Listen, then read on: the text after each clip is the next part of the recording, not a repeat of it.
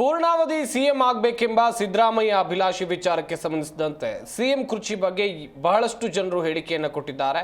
DK Suresh ಕೂಡ 5 ವರ್ಷ ಸಿದ್ದರಾಮಯ್ಯನವರ ಸಿಎಂ ಆಗಿರ್ತಾರೆ ಅಂದಿದ್ದಾರೆ. ಈ ಬಗ್ಗೆ ಈಗಲೇ ತಕ್ಷಣ ಹೇಳಿದ್ರೆ ಏನೂ ಆಗೋದಿಲ್ಲ, ಕಾದು ನೋಡಬೇಕು ಅಂತ ಸತೀಶ್ ಜಾರಕಿಹೊಳಿ ಹೇಳಿಕೆಯನ್ನು ಕೊಟ್ಟಿದ್ದಾರೆ. ಬೆಂಗಳೂರಿನಲ್ಲಿ ಮಾತನಾಡಿದ ಅವರು ಸಿಎಂ ಕುರ್ಚಿ ವಿಚಾರವಾಗೂ ಕೂಡ ಒಂದಷ್ಟು ವಿಚಾರಗಳನ್ನು ಪ್ರಸ್ತಾಪ ಮಾಡಿದರು. ಎಲ್ಲರೂ ಭಾಳಷ್ಟು ಹೇಳಿದ್ದಾರೆ.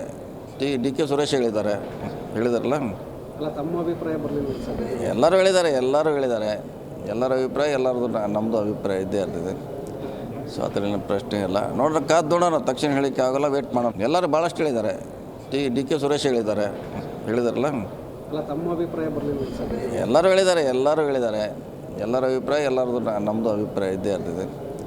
ಸೊ ಅದರಲ್ಲಿ ಪ್ರಶ್ನೆ ಇಲ್ಲ. ನೋಡ್ರೆ ಕಾದು ನೋಡೋಣ, ತಕ್ಷಣ ಹೇಳಿಕೆ ಆಗೋಲ್ಲ, ವೇಟ್ ಮಾಡೋಣ. ಎಲ್ಲರೂ ಭಾಳಷ್ಟು ಹೇಳಿದ್ದಾರೆ.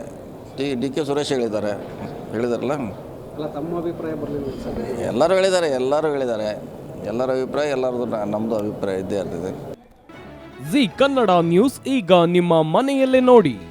ಎಲ್ಲ ಕೇಬಲ್ಗಳಲ್ಲಿ ಈಗ ಲಭ್ಯ.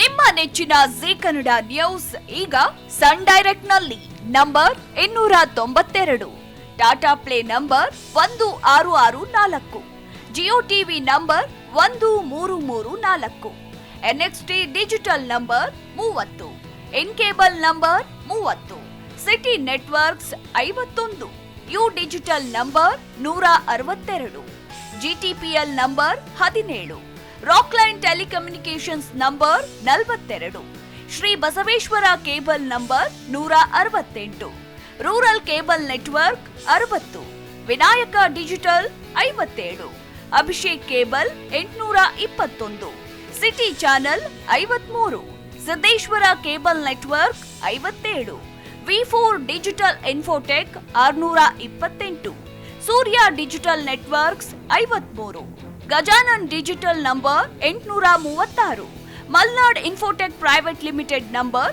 56, Metrocast number 830, Victory Digital number 167ರಲ್ಲಿ ನೋಡಿ ಆನಂದಿಸಿ.